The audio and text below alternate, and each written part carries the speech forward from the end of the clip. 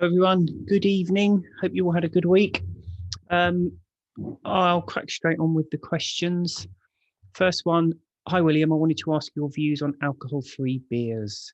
Do you think they encourage relapsing, and is it a good idea to shame people for drinking them? Some arguments I've seen suggest not contributing to the industry that sells alcoholic drinks and triggering cravings. In my eyes, it's a personal choice, and if it's working for you, what business is it of someone else? I would be interested in knowing if there's any research to suggest it's a bad idea. Thanks. So there's a few points there. So in respect of my views on them, I drink alcohol-free beers. I tend to drink them when it's hot because I quite like having something cold but not too sweet, which I find because usual soft drinks or fruit juices I find quite sweet. The alcohol beers tend to be a bit less so. And what I find, I'd usually drink them in summer, and then come winter time, I sort of go off them completely. I almost hibernate from them. Um, I personally think completely right. It is a personal choice. I know some people who swear by them, so they quit alcohol and they move to alcohol-free beers, um, and they drink loads of them, and it's great for them. It really works. Other people, it doesn't work so well. I mean, personally, I didn't drink them for quite a long time after I quit, purely because my mindset was I was never drinking for the taste, particularly. I always drank for the effect. So now I'm not drinking alcohol. Why would I pick up something that tastes like beer or wine when I could just as easily have water or fruit juice or a cup of tea or something? Um, but I think then over time, particularly going out, they're often available and it's kind of nice. You feel like you're drinking something a bit more interesting than just a glass of water.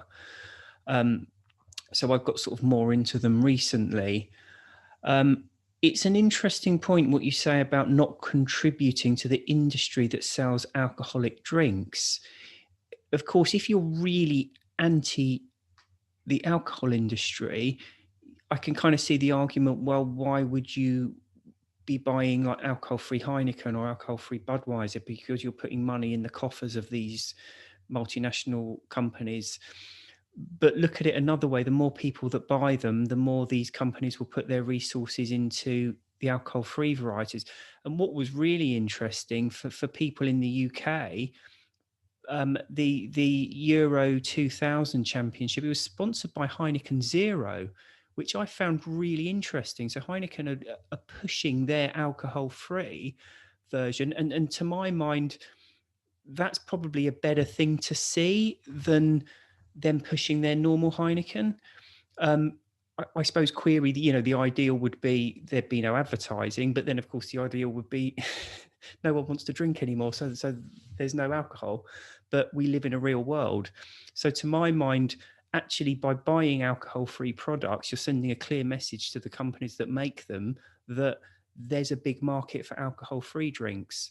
And at the end of the day, whether you think these industries are, quite legitimately selling a legal product, or they're some kind of evil monstrosity trying to destroy lives, or somewhere in between the two, the fact of the matter is it is a company and it looks for profit, and that's what it will be chasing. And if less people are drinking alcohol, full alcohol varieties of beer, and more people are drinking alcohol-free varieties, that's where they will be going with it. So I personally don't have a big issue. For example, I quite like that alcohol-free Peroni, and I don't necessarily think, I'm putting money in to the industry that's causing the problem. I see it more that I'm sending a clear message that there's a big appetite for these alcohol-free drinks. And as I say, seeing something like the Euro 2000 Championship being sponsored by Heineken, the alcohol-free variety, was fantastic. Shaming shaming people is an extraordinary thing to do for their choice of drink, and I think probably more people should, if they are doing that, probably mind their own business. As for encouraging relapsing, I think there's a clear delineation here on how you as an individual view these drinks, okay? Because some people seem to approach it that they're drinking, it's causing them a problem, they need to quit. So they stock up their fridge with like 600 bottles of alcohol-free beer, and then they sit down of an evening and they furiously work themselves through the same number of alcohol-free drinks as they would the normal alcohol variety, and kind of expect alcohol to step in, the alcohol-free drinks kind of step into its place. That's not going to work, and that's going to be a recipe for disaster, purely because by cutting out alcohol, you're cutting it out. You're getting rid of it. And in doing that, you need to start living your life slightly differently than how you were before. Trying to just replace it is not going to work. But I think the problem there is not necessarily that they're drinking alcohol-free beer, and more to do with the fact that their sobriety probably isn't built on particularly strong foundations. Having said all that, this is an interesting one, because the other part of the question is I would be interested in knowing if there's any research to suggest it's a bad idea. Now, this is quite an interesting thing, and there's a couple of other questions here that reverberate on it. There was a few studies where they got previous heavy drinkers, and they gave them alcohol-free beers, and then they monitored them to see what happened with their brain activity. And what they found was an increase in dopamine after they drank the alcohol-free beer. So this was a few years ago, and at the time everyone jumped up and down and said, oh wow, this is fantastic, you can get that dopamine buzz from drinking alcohol-free beer. What that was missing was that people get very confused between dopamine and endorphins. Okay, endorphins make you feel good. Okay, that's endorphins. Dopamine was first discovered and linked to addiction. Okay, and it's often touted as kind of like the addictive drug, you know, the addictive naturally occurring substance. It's really linked to addiction. But dopamine doesn't actually make you feel good. It makes you want something. Okay, it makes you feel kind of like something's missing and you want to often eat or have sex or just do something. A lot of people who in early stages of drinking will wake up and find that they're bursting with energy and they want to go out and do stuff. You know, a lot of youngsters, it's like, oh, alcohol doesn't affect me. I'm up early and I go for a run, I go to the gym. That partly is to do with the dopamine. It's also why we wake up quite often and just want to eat, even though we might have had a kebab on the way home. You know, we've had loads of food, loads of empty calories from the alcohol, but we wake up wanting to eat. It's not a genuine hunger, it's the dopamine. It's one of the stimulants that your brain releases to counteract the sedating effects of the alcohol. So if we bear that in mind and look back at this study that was giving people alcohol-free beer and their dopamine was raised, that's not a good thing at all. And what I think personally it suggests is that if you are a heavy drinker and you associate your alcohol intake with the taste of beer or the, you know, whatever the situation is where you're actually drinking beer, then having an alcohol-free beer can be enough of a trigger for your brain to almost start going through that process, which should suggest maybe they should be avoided. Having said that, there's so many people out there who drink them and get on fantastically with them and they're fine with them. I do that, as I say, I drink them myself. The other caveat is there is a difference between low alcohol and alcohol free, and there's a difference between alcohol free in the UK and alcohol free in the US.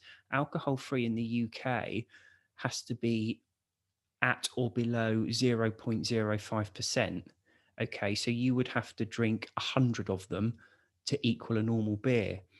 In the US, it's 0.5%. Okay, that's 10 times, it's still a minuscule amount, but it's still 10 times stronger.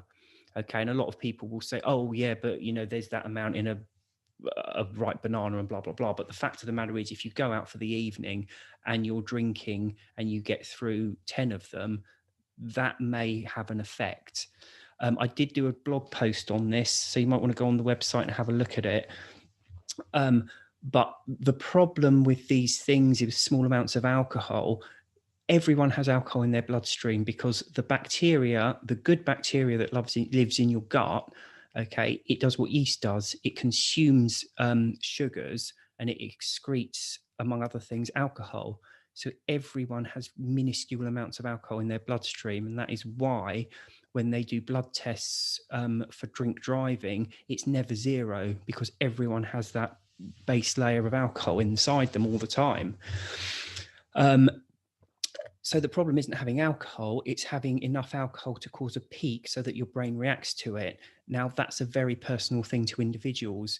You know, if you're a 25 stone bodybuilder who's just eaten 2 large pizzas, you know, a 0.5 bottle of a 0.5% bottle of alcohol is going to do absolutely nothing. Okay. If you are 6 stone, haven't eaten for 2 days and have just run a marathon, that 0.5 could hit your bloodstream quick enough to cause some kind of reaction to it. Okay, so my usual advice to people is, if you're comfortable with it, do it. If you're in any doubt, don't, because really you don't need alcohol-free drinks. There's lots of soft drinks that aren't beers or wines that have had the alcohol removed from them. But as I say, the blog post is there on the website. So if you're thinking about that, it might be worth going on there and having a read into it. People have posted on here that they drank again, relapsed because they were bored. Can you explain this mentality? Why would someone reach for poison, a life-threatening substance, because they're bored? Is it the draw of the drug, the habit creeps back in, and how is drinking alcohol going to cure boredom? Perhaps by numbing so you don't feel bored anymore. I get bored, yet drinking poison doesn't appeal to me. What's the appeal? And for some, it's days or even months after not drinking it.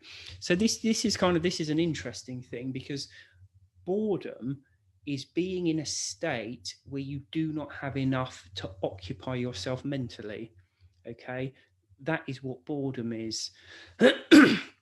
Now, for most people, unscrewing a bottle, pouring it in a glass and raising it to your lips isn't such a great mental feat that it's going to keep you occupied for hours on end. People aren't sat there like really concentrating and, you know, marveling at the joy of feeling a bottle unscrew. You do it almost subconsciously after a while, don't you? Get up, go to the fridge, crack open a can and sit down and drink it. As I say, it's not that great a mental feat that it's going to keep you occupied for hours and hours on end. So drinking won't have any effect on boredom. I think what it normally is a few things. One, alcohol stupefies you. Okay, it's a sedative. So when you think of it this way, think if you've got an animal in a cage, a wild animal, and like a polar bear, something that would naturally walk for hundreds of miles, and it's trapped in a little tiny cage. One of the ways you could keep it happy is just to drug it, so it doesn't really know what's going on. It will just sit around stupefied all day. That's really what you're doing when you drink alcohol. So let's say, for example, you've got a normal human being. You're going to sit them down for an evening with utter drivel on TV, they're going to get bored very quickly. But if you fill them up with a load of alcohol, they'll just sit there stupefied and sit and stare at it. Okay, that's pretty much the dynamic when it comes to alcohol. Now, when you remove the alcohol, then suddenly sitting in front of the TV watching rubbish is no longer good enough. Okay, so people get bored. Now, there's some other points here as well, because alcohol ruins your sleep. It increases your heart rate. And when your heart rate goes up, you want to sit down and rest. It's an appetite stimulant, so you tend to overeat. Of course, when you eat a lot, you feel sluggish and tired as well. So for lots and lots of different reasons, alcohol robs you of energy. So you tend to want to just sit around and not do an awful lot. So when you're talking about boredom, when you cut out the alcohol, you start sleeping better. Your heart rate goes down. You, not always, but if you put a bit of effort in and start eating a bit more sensibly. But for all of these reasons, you start to have a lot more energy, and probably sitting around watching TV and rubbish like that, it just isn't going to interest you. So you need to find something to occupy yourself. Okay, and people who say I'm bored, there's a whole world out there. It's extraordinary. There's so much to do. So you're telling me if you're bored, there's no books out there that would engage you. There's no films to watch. There's no people to talk to. There's no online clubs or, nothing in this entire world that interests you.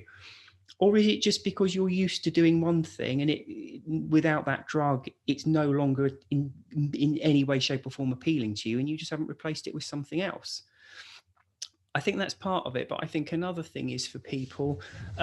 So let's put a slightly different dynamic on it. Let's say that you do have something that occupies you and enjoys you. Let's say you're watching I don't know, like a box set on Netflix, and you're enjoying it, and you're sat there, and every evening you sit down, have a couple of glasses of wine and watch it and really enjoy it. If you quit drinking in the wrong way, when you next sit down there, you're not going to be concentrating on your TV program, because you're going to be thinking, I've quit drinking. God, I'm just going to have to sit here. And all of a sudden, you're not even watching what's on TV. You're not engaged in it. What you're really doing is thinking about alcohol. So you're not going to be able to engage in anything. And if you're not engaging in anything, you're going to feel bored. So I think that's part of the dynamic as well. I often say to people, when you quit drinking, you are going to have more time and more energy, and you might as well fill it with something. Because, as I say, if your normal routine is I get home, I open a bottle of wine, and I sit in front of the TV, after a few days of not drinking, you're probably not going to be wanting to do that. You probably want something a bit more interesting. So you need to find something. Now, that isn't a bad thing. That's just like the caged animal suddenly realizing, hang on, what am I doing here in this tiny 12 foot by 12 foot cage? I want to be out in the world living my life. It's exactly the same dynamic. Um, I think this is a comment on this. As a currently injured person who's recovered from drugs and alcohol, I've been experiencing high urges lately because I can't work out and trigger that certain area of my brain for the dopamine. Okay. And again, I suspect endorphin is probably what you mean. So personally, I think it's searching for that feel-good reward, and they haven't found something to stimulate that yet. Don't forget, because I'm someone who exercises, that's what I got into a lot. I was quite lucky, because when I quit drinking, and this was not deliberate, this is stuff I pieced together afterwards. When I was in the military, okay, we used to get woken up at some ridiculous time in the morning, and we would be straight out on PT sessions, and they would be absolutely insane, and I would hate every second of it. I remember my knuckles being raw from doing push-ups on knuckles on frozen ground at like 5 in the morning or something ridiculous. It's really horrible. But then it would end. You'd have a shower, you'd put your uniform on, and then the next thing would be breakfast. And I remember sitting there thinking, I feel really good. That was horrible, but I feel fantastic for it.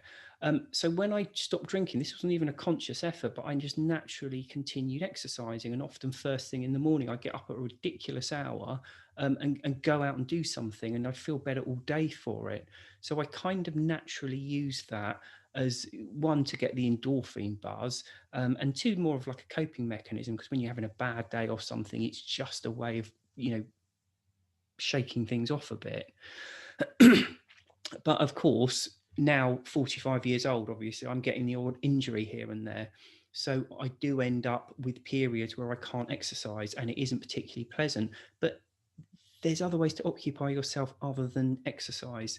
And as I say, books, films, hobbies, pastimes, all of these things are things you can do, and you don't need to be mobile for it. So even if you can't exercise for either a long-term reason or, hopefully a short-term reason, there's still things you can do.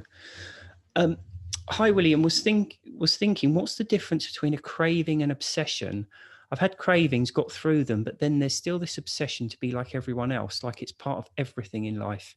Keep trying to and enjoy being sober, usually not for long though. As I get bored and lonely and have no life as such, I've lost most of it. The house needs constant attention, but I can't stay in. All my remains life. 57 now, feels like all too late. Haven't even seen or heard from my daughter there on her 18th, just down the road, and been a few years. I know I have to sort myself out for anything to come back, but it's hard, won't give up. So well done for not drinking, for starters, and needless to say, alcohol isn't going to change anything for the better in what you're doing. The difference between craving and obsession, what you're talking about here is an obsession to be like everyone else. I presume you're meaning like people that just go out and drink and it's not a problem, seemingly not a problem for them. The fact of the matter is, and I think this is something to bear in mind, is alcohol, as it becomes more important to us, that's as we become addicted to it. Okay, so when you see people who appear not to be addicted to it, it's because it's not important to them. They genuinely don't care about it. Okay. It's not that they really enjoy it when they do it. They're just doing it almost because it's what people do. Every drug has a take it or leave it phase before you become addicted to it. Alcohol's one is quite long compared to other ones for reasons I won't bother going in. I mean, it's all in the books. But for the fact of the matter is, when you look at other people and think, oh, they get to drink, it's not important to them. Okay, so if you're looking at a group of people and you're feeling excluded from them because you're not drinking, they're not looking at you thinking, isn't he weird because he's not drinking? They probably don't even notice that you're not drinking. And even if they do, they don't care. So if you're putting a wall up between yourself and other people because they drink and you don't, that wall is only apparent to you, not to them. It doesn't mean anything to them, because there's two types of people, frankly. There's those that really like a drink, and there's those that really aren't bothered about it. Now, the ones that really like a drink are the ones basically with a problem. Okay. And secondly, they don't care whether you're drinking or not, as long as they get to drink. And they may rib you a bit for not drinking, but actually their main concern is whether they're drinking. The other sort of people, the people who aren't that interested in it and just sort of go through the motions, they genuinely don't care whether you're drinking or not, because they can't really see the interest in it anyway. So it sounds to me like you've put this thing up, and you maybe need to think about whether it's an actual thing there or not. The other point you're talking about almost feels like the question I was talking about previously, which is filling your life up with something. You don't have to do anything major, just go out for a walk or something, or just get out, but just find things to do. Books, TV, there's a lot out there in the world. Everyone can find something to occupy themselves and enjoy. You don't say about your daughter about why you've not seen her. If it is to do with alcohol, and this is a separate point, every relationship can be built, can be repaired. Okay, no matter how seemingly irrevocable, but it does take time. And the more you are sober for, if the problem has been alcohol, the problem is all of us say, yes, I'll quit, and then we don't. Okay, and we say it to ourselves and we don't.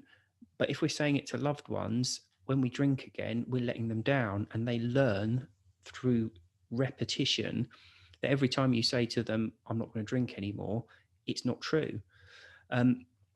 Sometimes people get very, very het up because it's like, I've said I've stopped drinking and so-and-so's accused me of having a drink and blah, blah, blah. But so this happened to me. I quit drinking for not very long, and I came home one night after a work do. And I think my wife said, you've been drinking, or have you been drinking, or something like that. And do you know what? It really didn't bother me, because she'd asked me that question, have you been drinking, 1,000 times before, and I'd lie through my teeth about it. I'd earned that mistrust. Okay. And it's taken a few years to build it back up again. So without wanting to sound too harsh, if that happens to you, look at yourself and look at, have you actually lied about that before? If the answer is yes, and most of the time it is, then probably wind your neck in a bit and just accept it. The same question won't be asked in a year, 2 years, 3 years, when people realize, wow, this time it is different. He or she has actually quit. Is it a bad thing to enjoy chocolate, sweets, and coffee after quitting alcohol? I know those three things you have mentioned are probably things that they have their downside. The downside is nothing like the downside to alcohol. Okay, that's point number one. But to caveat that, the reason for avoiding things is usually because they're causing you more displeasure than pleasure. Okay, so sitting down and enjoying a bar of chocolate is great. Okay, if it's enjoyable, but if it's kind of mixed in with loads of feelings of guilt because you're not supposed to be doing it, if it starts to make you feel a bit sick, and if you're not happy with your weight generally, then query, are you getting more pleasure out of it than angst? And that really is what it comes down to for anything in life. Are you getting, this is what I say about alcohol, are you getting more out of it than you're putting in? And if the answer is no, then think about, are you actually, is it worth doing? Do you want to stop doing it? The other thing with coffee is, I I think I overthink things anyway. And having done what I did with alcohol, which was really concentrate on how does this make me feel? Why am I picking this drink up? How does it make me feel at 4 a.m, the next morning?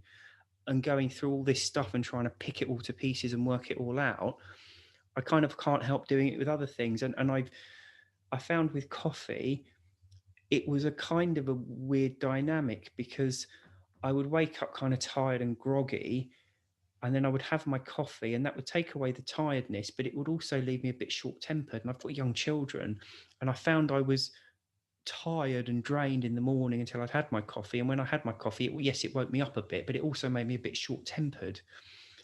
And then I was thinking, well, what am I actually getting out of this?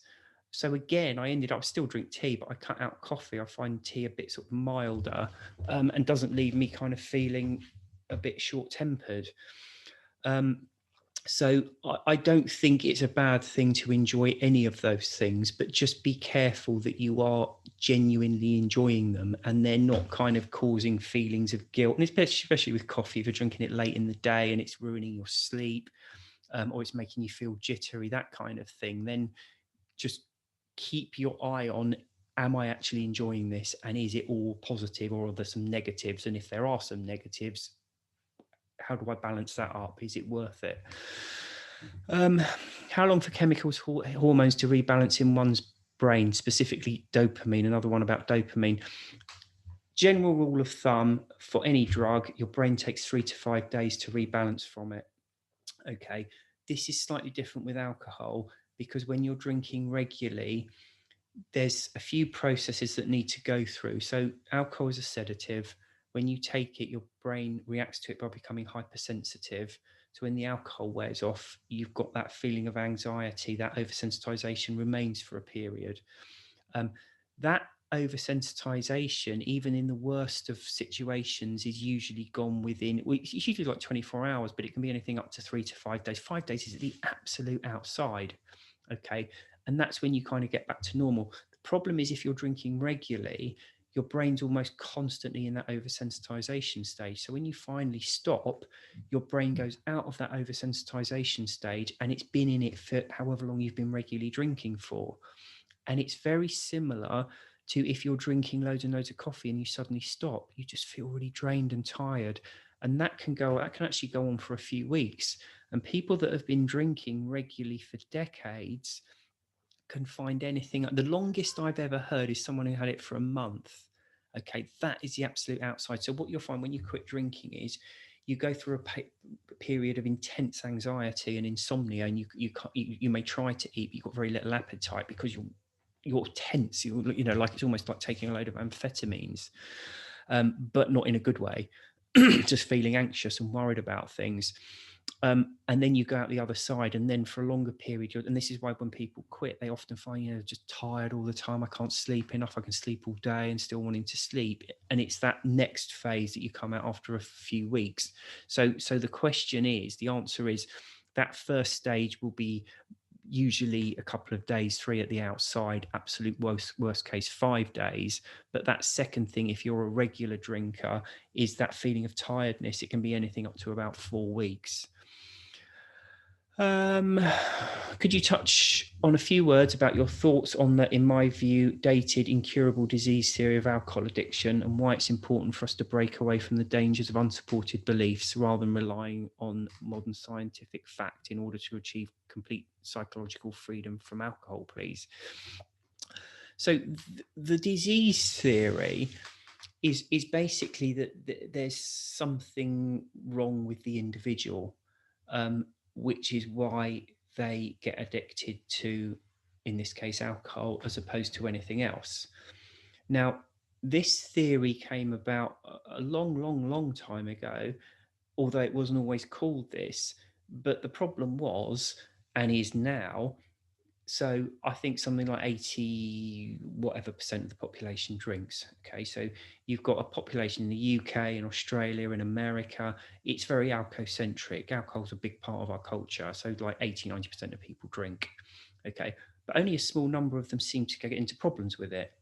So the obvious answer is it's not addictive.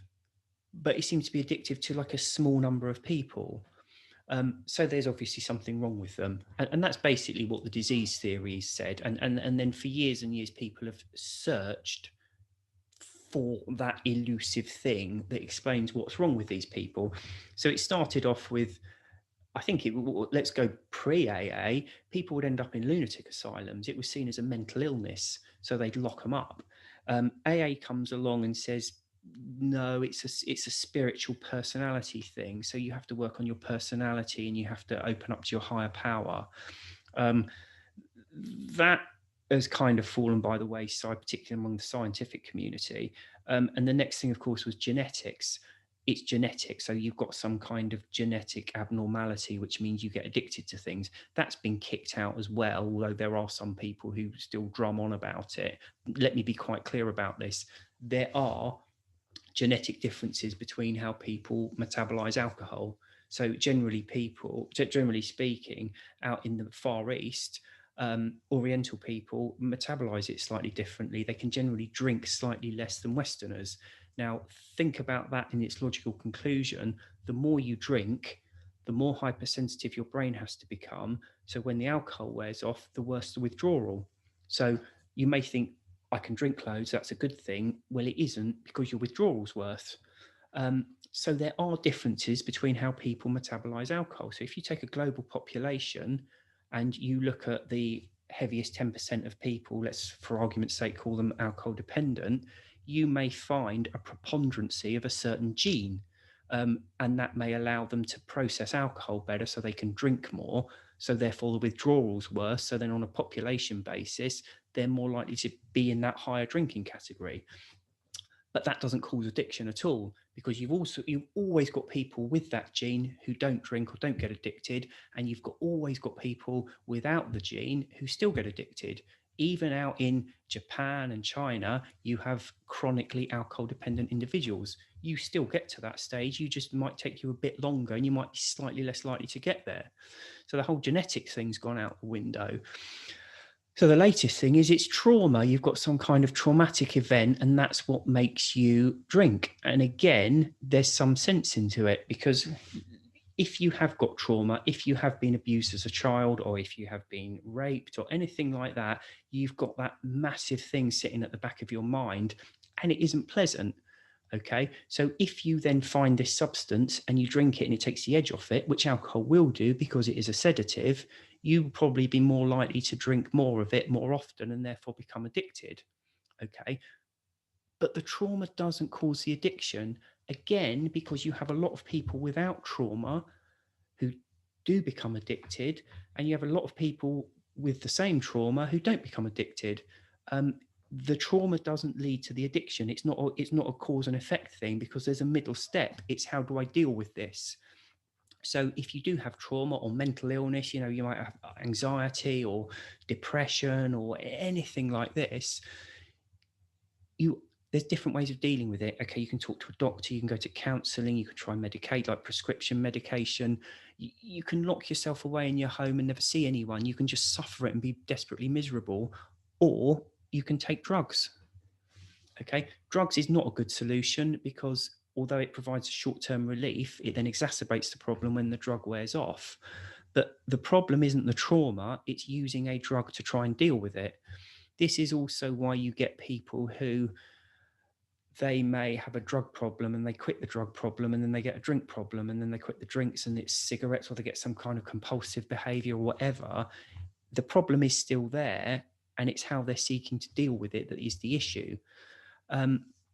So this is the problem. So we've kind of worked our way through, and now I'm a bit naive, but I'm hoping that we're now getting to the stage that we realize, and it's a very simple thing, I don't know why some people struggle with it, it's the drug that's the problem.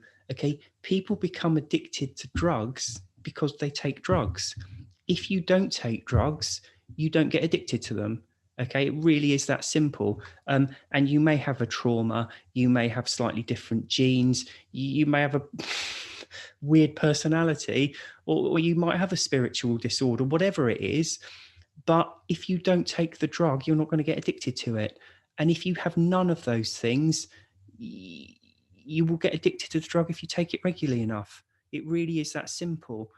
And this is the thing I don't really understand with people, because people say, people who perpetuate the disease theory, if you sit them down and say, right, alcohol is a sedative, yeah, yes, agree with that.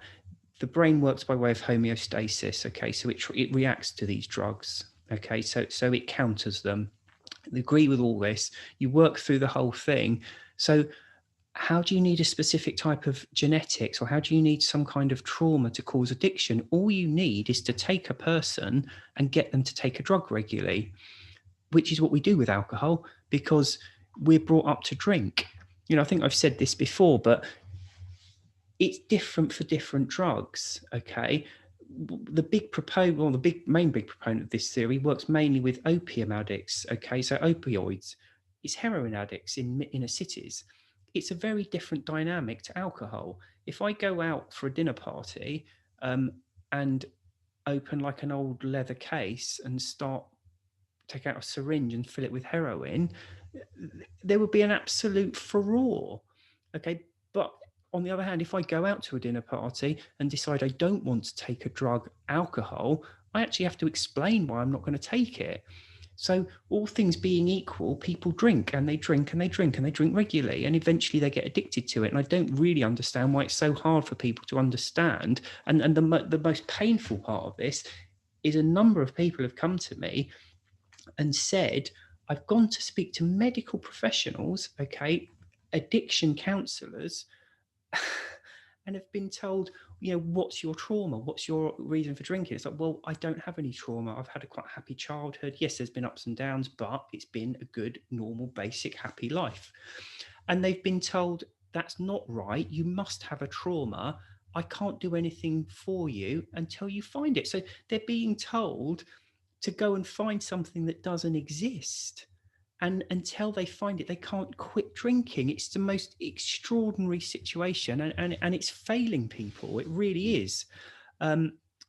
Unbelievable. It's my pet hate at the moment, because it seems to be the big sort of fashionable thing at the moment is trauma. Trauma is the cause of addiction.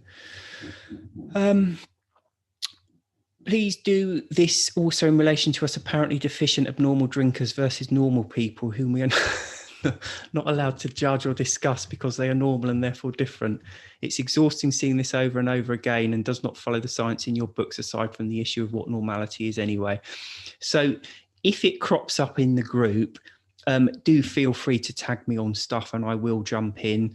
There's a lot of people in the group. A lot of them haven't read the books, but a lot of people come in and then read the books and find them helpful. There are a few people in the group who have no intention of reading the books. They shouldn't really be there. And I don't mean that horribly, but there are other groups out there. And if you've got no interest in the books or the website, then there are other groups you could be in. And it is a bit irritating because this is not really just a run-of-the-mill sobriety group. It is based on the books, and the books probably give a slightly different view to other methods. For example, don't really go for the disease theory, don't see normal drinkers, or that we shouldn't judge other people. I think we should judge people when they're taking a drug, not necessarily to their faces, but I don't see why we should look at them and feel abnormal. We've quit the drug, they're still taking it. How does that make us abnormal? We're the ones that have seen through the nonsense and have taken a positive step to improve our lives. They're the people who haven't got the courage to do that yet. It really is that simple. I've set a date when I am giving up alcohol and just want to know, are there any tips to get my mindset right in advance of this? I'm not sure if you've read the books or not. If you have, there's a lot. That's what they're all about there. If you haven't read the books, you don't have to read them, but just go onto the website and read the first 5 chapters, okay? Because it will give you an idea of what everything's about in the group. And to be honest, the first 5 chapters really give the nitty gritty about how addiction works. It deals with the physiology behind it that causes the withdrawal, and how each dose triggers the desire for the next one. It deals with the subconscious, it deals with cravings, and it deals with the whole intoxication thing and why it's so hard to not get intoxicated when you're drinking.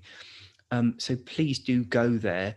I mean, if you have read the books, then you've drilled down to the key thing. It's mindset. You need to change your mindset. You need to change alcohol from this is a wonderful, tasty substance that makes me feel great and I'm having to give it up because there's something wrong with me, to Christ, this is a terrible thing. I'm so glad I don't have to have it anymore. And yes, there will be an acclimatization process. And yes, there'll be odd moments when I think I miss it because everyone else is still doing it.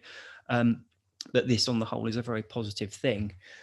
Can you explain the science as to why some on this journey never have the 3 a.m. anxiety wake up each day, even if they consumed excessive amounts daily? This is a really good question. And if you meet someone who is in that situation, ask them if they smoke, because invariably they do. And let me explain this. Nicotine is a very powerful stimulant, okay, and it's one that we become addicted to very quickly. So your brain can adjust to different drugs at different speeds. So for alcohol, it takes a long time for your brain to adjust for it. So slowly your intake goes up. With nicotine, your brain can adjust to it very, very quickly. So the physical addiction kicks in really quickly, but it is a very powerful stimulant. So if you think all day long you're taking this very, very powerful stimulant, so your brain's going the other way to alcohol, it's becoming increasingly sedated and it's just relaxing everything down because the nicotine is stimulating everything. When you go to bed at night, the nicotine supply cuts out. Your brain's really sedated because it's used to the nicotine. It drops really, really heavily. Okay, so people can drink and drink quite heavily and have quite severe withdrawal, but it doesn't wake them up because what's also going on in their brain is the equivalent to, imagine if every day you drank 16 cups of very strong black coffee and suddenly cut it out, you'd be like really drained all the time. That's what happens to the smoker at night. They lose out on REM sleep as well, funnily enough, but because they're really deeply asleep because the nicotine's been removed. So most of the time, when you come across someone and says, well, I never woke up, I used to sleep the night through, no problem, it's because they smoke or vape. And it's the nicotine that is playing into that different dynamic. I suppose it's theoretically possible if someone was consuming huge amounts of caffeine as well, but I've never come across that.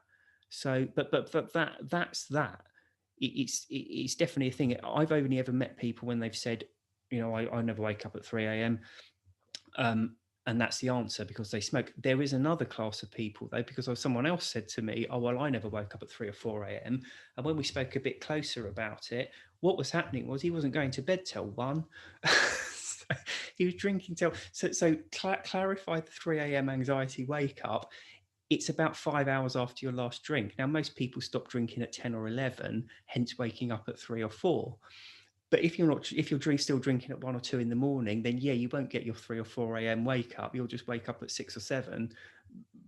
But it's still there. It's just that you're drinking later. So that's another reason why some people don't get that. Did I dream it, or were you in the process of writing a book with Annie Grace? If I didn't dream it, could you please tell us more about it and when it might be due? Thanks again for giving me a new life. Well, that's nice to hear. Yes, I am. Well, not in the process of writing it. It's written. It's a slow process. I've only ever self-published before, and self-publishing on Kindle was literally finish the document, open Kindle, drop it in, and within 24 hours it's been approved and it's up for sale. This is a long process, and I think current indications are it's going to be out autumn next year. Okay. It took me about 3 months to write the book, and it's going to take like 1.5 years for it to come out. It's about smoking. It's a smoking book, but it's a kind of a melded approach between Naked Mind and sort of explained, if you like. I really like it. I think it's a good book. I think I'm quite looking forward to it, and it's kind of disappointing because it's like all excited about it, and I've got over 1 year to wait before it's even released. So, as I say, it's a slow process. Movement towards alcohol-free living. In last week's live, you briefly mentioned a newspaper article which discussed the move away from drinking towards alcohol-free living. This is really positive news. Could you let us know where this is being discussed in mainstream media, if you're aware? Maybe ways we can have our voices heard to get alcohol off the TV the way cigarettes were banned. Thanks again for all you do, William, and for your excellent books. This was an article in the Daily Mail, and the Daily Mail is, I suppose you'd call it a newspaper, being generous. I don't want to offend people if they read the Daily Mail. It's words, it's words on a page, I suppose, is the most accurate thing to say. But anyway, so they came out with what was quite an interesting article. Lucy Rocker of Soberistas was on it. And instead of the usual article, which is a complete car crash, it's like, look how bad my life was, and I was drinking 3 bottles of spirits a day, and I was on the streets, and blah, blah, blah. And it's almost just like a horror story. It's like putting these things in. And I always question how productive they are, because it's the kind of thing you sit and read and think, if people are sat there drinking a bottle of wine, 2 bottles of wine a night, and thinking, is this normal? And then they open the newspaper and there's someone who's drinking this, and this, and they always sit there and, oh, phew, I'm not drinking that amount, so I'm fine. And so it's a bit kind of counterproductive for me. But this was a really good article, because it was like, here are people who've stopped drinking, and not drinking is actually becoming really chic. And that was the point of the article. It's like the new chic thing to do is to stop drinking. So like really, really positive. As I say, it was in the Daily Mail. If you want more information about it, it might be worth reaching out to Lucy Rocker of Soberistas, because as I say, I think she was in it. The other point, how to get alcohol off the TV, the way cigarettes were banned. It's a slow process, because at the end of the day, what the TV companies will say is that we try to portray every day, like, something like EastEnders, we try and portray daily life, and people drink, and they do drink. So it's hard to say don't have alcohol on the TV, because if you're trying to portray British, American, Australian life, there's booze involved in it. Query how realistic it is, because these people seem to spend all day drinking. They never seem to get hangovers, and they never seem to be drunk. But yeah, I think it will happen slowly. People are drinking less and less, and obviously drinking's gone up during lockdown. But what I'm talking about is the next generation aren't drinking. Millennials seem to be drinking a lot less. People are turning away from alcohol more and more. We're treating it less as, this wonderful substance, and more as exactly what it is, which is a poison that kills people and ruins lives. It ruins lives in small quantities as well. That's the thing I'm always banging on about. You see people having their 1 or 2 drinks. It still ruins their sleep. It still accelerates their heart rate and makes them feel tired the next day. It still makes them feel anxious. It's all bad, even the 1 or 2, which, again, going back to the other comment, is why, when people say, we shouldn't judge other normal drinkers. Well, yeah, we should. They're idiots. They're doing something stupid, and they shouldn't be doing it. Simple as that. Do it if they want to. But what frustrates me, I think, with so-called normal drinkers is, if someone were to turn around and say, yeah, I know it ruins my sleep. Yeah, I know it wears off and leaves a corresponding feeling of anxiety. Yeah, I know it gives me cancer, but I'm going to do it anyway. I might judge the logic of doing it, but I would accept that, because it's every individual's decision about whether they want to do this, that, or the other. My problem with it is, I've never met a drinker who says that. They always turn around and say, oh, yeah, it helps me sleep. Oh, yeah, I don't feel bad for it the next day. And it's just like, you can't. Okay, I'm sorry, you can't. If you're a human being, your brain reacts to alcohol the same way every other human being's brain reacts to it. So the issue I have with it is not that if people weighed up the pros and cons and decided to drink it anyway, that would be a stupid thing to do, but at least it's their decision, okay? And I would live with that.